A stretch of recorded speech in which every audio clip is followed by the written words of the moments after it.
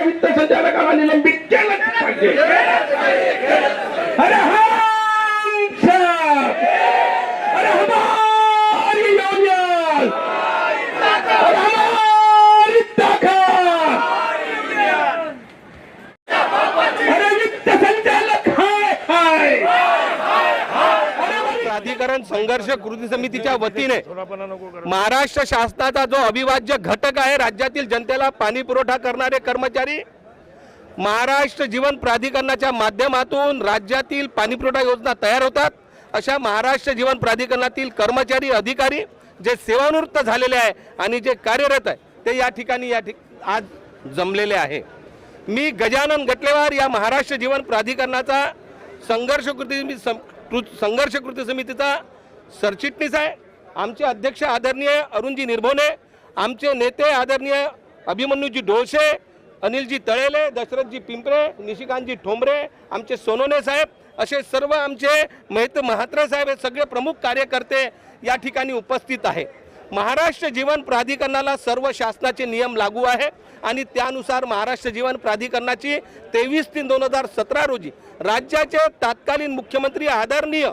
देवेंद्रजी फडणवीस साहेब यांनी या महाराष्ट्र जीवन प्राधिकरणाला सर्व शासकीय नियम लागू असल्याने आणि महाराष्ट्र जीवन प्राधिकरणाची आर्थिक स्थिती डबघाई झाल्यामुळे वेतन आणि सेवानिवृत्ती वेतनाची जबाबदारी घेतली आणि तेव्हापासून महाराष्ट्र जीवन प्राधिकरणातील कार्यरत कर्मचाऱ्यांना आणि सेवानिवृत्त कर्मचाऱ्यांना वेतन आणि सेवानिवृत्ती वेतन मिळत आहे। हे सर्व सुरळीत सुरू असताना मात्र महाराष्ट्र जीवन प्राधिकरणातील वित्त संचालक यांनी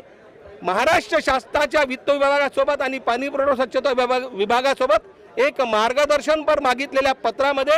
त्यांनी त्या मार्गदर्शन आलेल्या पत्राचा चुकीचा अर्थ काढून महाराष्ट्र जीवन प्राधिकरणातील कर्मचाऱ्यांना 1982 चे पेन्शन रूल्स रेग्युलेशन लागू नाही अशा प्रकारचा एक अतर्क काढून त्या पत्राचा अर्थ काढून महाराष्ट्र जीवन प्राधिकरणातील कर्मचाऱ्यांची पेन्शन बंद करण्याची कार्यालयीन टिप्पणी या खात्याचे सर्व सदस्य सचिव यांच्याकडे टाकली आणि तेव्हापासून हा सर्व गोंधळ निर्माण झाला। डिसेंबर 2025 पासून